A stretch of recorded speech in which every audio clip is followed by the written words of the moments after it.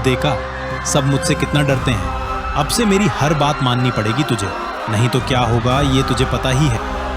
हाँ, अब मुझे कोई शक नहीं है, ये सच में वही भयानक तूफान है। देखो, सब लोग इससे कितना डर रहे हैं। आखिरकार धोबीराम अपने घर पहुंच जाता है। अभी भी आधे नशे में वो बाग से उतरता है, उसे अपने आंगन में एक पेड़ से बांध देता है और अंदर चला जाता है। कुछ ही पलों में वो गहरी नींद में सो जाता है। मैं एक टाइगर हूँ, लेकिन बकरी की तरह बंधा हूँ। तो अगर आप जानना चाहते हैं कि आगे क्या होता है, तो जल्दी से लाइक, शेयर और सब्सक्राइब करें। बाघ बाहर चुपचाप खड़ा रहता है, इतना डरा हुआ कि हिलने की भी हिम्मत नहीं करता।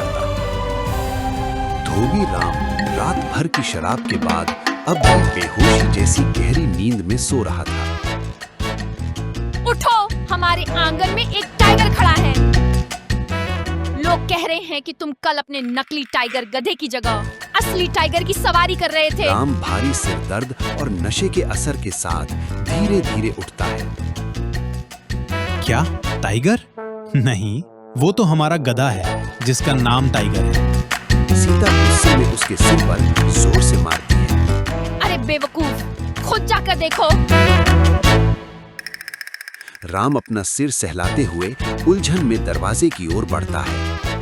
वो उनींदी हालत में धीरे धीरे दरवाजे तक जाता है और कोने से झांककर आंगन में देखने की कोशिश करता है। देखते ही वो दंग रह जाता है। उसका नकली टाइगर यानी गधा नहीं बल्कि असली बाघ बाहर बंधा हुआ है। राम की आंखें डर से फैल जाती हैं। वो तुरंत दरवाजा बंद कर देता है और कांपने लगता है। अपने किए हुए इस झंझट को खुद ही संभालो। घर के बाहर धक्का देकर निकाल देती है और दरवाजा जोर से बंद कर देती है।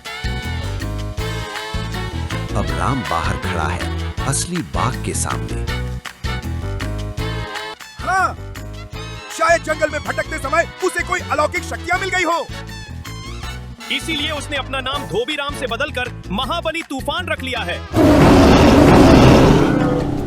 अचानक जब सबकी नजरें राम पर पड़ती हैं, तो पूरी भीड़ एकदम शांत हो जाती है। बाहर से खुद को बहादुर और आत्मविश्वासी दिखाने की कोशिश करता है, लेकिन अंदर ही अंदर वो डर के मारे कांप रहा होता है। दहाड़ता हुआ बाघ ये देखकर हैरान होता है कि भीड़ अचानक चुप क्यों हो गई। जिज्ञासा में वो पीछे मुड़कर देखता है। बाघ की नजर राम पर पड़ती है जो उसकी ओर बढ़ रहा होता है। ओ नहीं, महाबली तूफान आ रहा है, इसीलिए सब लोग अचानक चुप हो गए हैं। अपना सम्मान दिखाना होगा।